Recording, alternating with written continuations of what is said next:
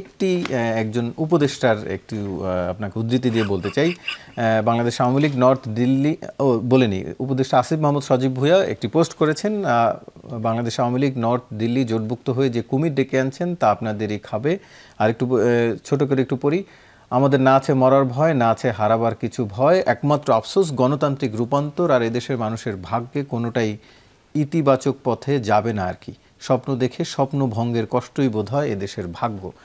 যেহেতু সংস্কার নিয়ে আসলে এই সরকারের কাছে সবচেয়ে বেশি আলোচনা বা মানুষের কথা হচ্ছে, তার কথায় কি এক ধরনের ইঙ্গিত পাওয়া যাচ্ছে যে এই সংস্কারের ভবিষ্যৎ আসলে অনেকটা অন্ধকারে?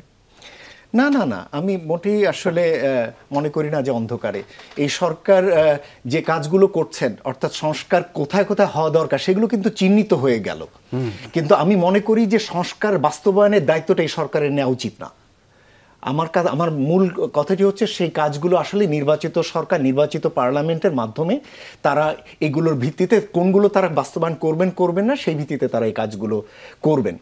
এমনকি একটা যদি অন্তর্ভুক্তিমূলক একটা ইলেকশন যদি সামনে হয় এবং সেখানে যদি আমাদের এই পার্টির যারা লিডার রয়েছেন তাদেরকে যদি আমরা সেখানে পাই, অনেক বেশি ভালো ডিবেট হবে, সেখানে অনেক বেশি ডিসকাশন হবে এবং সেখান থেকে ভালো সাজেশন আসবে এবং এক ধরনের রিফর্ম কিন্তু সেখান থেকে চলে আসবে। এবং যেহেতু সব খাতভিত্তিক রিফর্ম এর বিষয়গুলো আমরা জানতে পারছি এই সময়কালে, একটাই খালি আমার দুঃখ, সেটা হলো যে অনেক ধরনের রিফর্মের কথা এর ভিতরে শুনেছি, কিন্তু সবচেয়ে গুরুত্বপূর্ণ যে রিফর্ম, যে কারণে এই ধরনের প্রবলেমগুলো বারবার হচ্ছে বাংলাদেশে, সেটা হলো পলিটিক্যাল পার্টি রিফর্ম বা পলিটিক্যাল প্রসেসের রিফর্ম। সেই ধরনের কিন্তু কোনো উদ্যোগ নেওয়া হলো না এই সময়কালে। বরঞ্চ ওটা হলে এক ধরনের অ্যাকাউন্টেবিলিটি, ট্রান্সপারেন্সির জিনিসগুলো ইনশিওর করা যেত। ফান্ড কোথা থেকে আসে, কোথায় ব্যয় হয় এবং পলিটিক্যাল পার্টিগুলো কীভাবে ইলেকশন ফাইন্যান্স করছে না, এই জিনিসগুলো যদি ট্রান্সপারেন্টলি করা যেত, তাহলে কিন্তু এই যে নির্বাচিত প্রতিনিধির ক্ষেত্রে যে আশঙ্কা থাকে যে এক পার্টি নিয়ে ফেলবে সব আর অন্য কেউ পাবে না, এই জিনিসগুলো অনেক কমিয়ে আনা যেত এবং সংসদে অনেক বেশি জনপ্রতিনিধিত্বশীল, অনেক বেশি ইনক্লুসিভ বিভিন্ন পার্টির আমরা সমন্বয় সেখানে দেখতে পেতাম। সুতরাং সংস্কারের যে জায়গাটি যেটা এই সরকার করে যাচ্ছেন, আমার মনে হয় যে বাস্তবায়নের জায়গাটি বরঞ্চ নির্বাচিত সরকার করবেন, এই প্রত্যাশা আমার থাকবে। কিন্তু যদি এনারা শুরু করতেই না পারেন, সেটি আসলে পরবর্তী রাজনৈতিক সরকারের পক্ষে কতটা সম্ভব হবে শুরু করা? কারণ তাদের অনেক কিছু মেনটেন করে চলতে হয়, সেই কালচার তো আমরা দেখেছি। দেখুন, আমি সবসময় একটি জিনিস মনে করি যে গণতান্ত্রিক উত্তরণ বা সংস্কারের মতো প্রক্রিয়াটি এটি একটি ধীর প্রক্রিয়া। কেন জানি আমরা সবসময় মনে করছি যে সব সংস্কার আমরা কালকেই করে ফেলি। এটা কি শুধু বাংলাদেশের জন্যই ধীর নাকি পুরো বিশ্বের জন্যই ধীর? পুরো বিশ্বের জন্যই। প্রত্যেকটি দেশে তার কালচারের উপর ভিত্তি করে পরিবর্তনগুলো হয়। বাংলাদেশে ওভারঅল আমাদের পলিটিক্যাল অ্যাকুমেন বা পলিটিক্যাল আন্ডারস্ট্যান্ডিং এবং জনগণের যে লিভিং এবং তার যে রাজনৈতিক দৃষ্টিভঙ্গি এবং তার যে পরিবর্তন চাওয়ার আকাঙ্ক্ষা, এটা অনেক অনেক ধীর। এবং সেই জায়গায় আপনি যত বড় পরিবর্তন আনতে চাইবেন, এমনকি নলেজেবল লেভেলে, এই যে অনেক নলেজেবল একটা জায়গা, যেমন এই যে ব্যুরোক্রেসি লেভেলে ছোট্ট একটা পরিবর্তন, আমি ছোটই বলবো এই পরিবর্তন, সেটাই করতে পারছি না।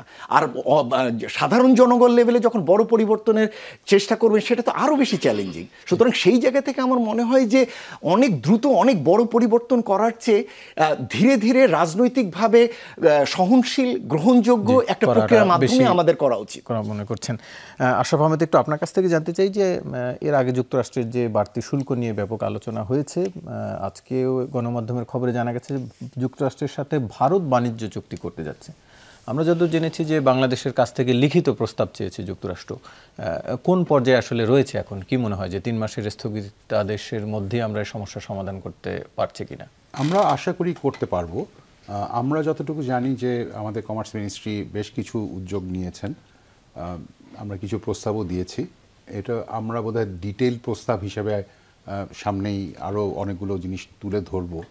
দেখুন, কিন্তু ফান্ডামেন্টাল যেই জায়গাটাতে আমরা শঙ্কিত সেটা হচ্ছে যে এই যে ট্যারিফ যেটাকে হিসাব করা হচ্ছে, এটা কিন্তু আমরা কনভেনশনালি যেটাকে ট্যারিফ বলি যে এত % শুল্ক দিতে হবে, ব্যাপারটা কিন্তু ওইভাবে হিসাব করা হয়নি।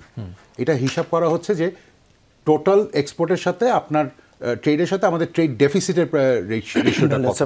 তার মানে হচ্ছে আপনাদের যদি ডেফিসিট কমাতে হয়, ট্রেড ডেফিসিট আমেরিকার সাথে, মানে আমাদের এখন ট্রেড সারপ্লাস থাকে, এটা কমাতে হয়। তার ট্রেড সারপ্লাস থাকে মানে হচ্ছে ইকোনমিক্সের ভাষায় প্রতি বছর $8 থেকে $10 বিলিয়ন ক্যাপিটাল আমেরিকা থেকে বাংলাদেশে ঢোকে থ্রু এ ট্রেড। এখন এটাকে যদি আপনি জিরো আউট করে দেন, জিরো আউট করলে আপনি হয়তো বা আপনার কিছুটা ট্রেড বাড়বে, কিন্তু দিনের শেষে মোটামুটি আমাদের খুব একটা লাভ, তার মানে আমাদের আমেরিকার সাথে ব্যবসা করে কোনো লাভ থাকবে না। একটা কাজ করতে পারি আমরা, যে আমরা অন্য দেশ থেকে না কিনে আমেরিকা থেকে কিনতে পারি।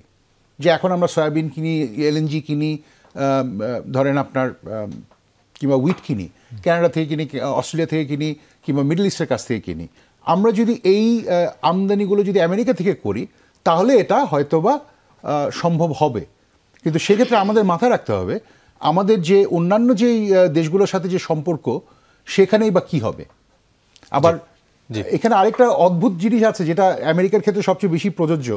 আপনি যদি আপনার চারপাশে দেখেন, আপনি অসংখ্য আমেরিকান প্রোডাক্ট দেখতে পারবেন, মাইক্রোসফটের প্রোডাক্ট থেকে শুরু করে আপনার all the software that you see, all the phones that we use, এটার মেজরিটি হচ্ছে আমেরিকান প্রোডাক্ট, কিন্তু কোথাও মেড ইন আমেরিকা সিল মারা নেই।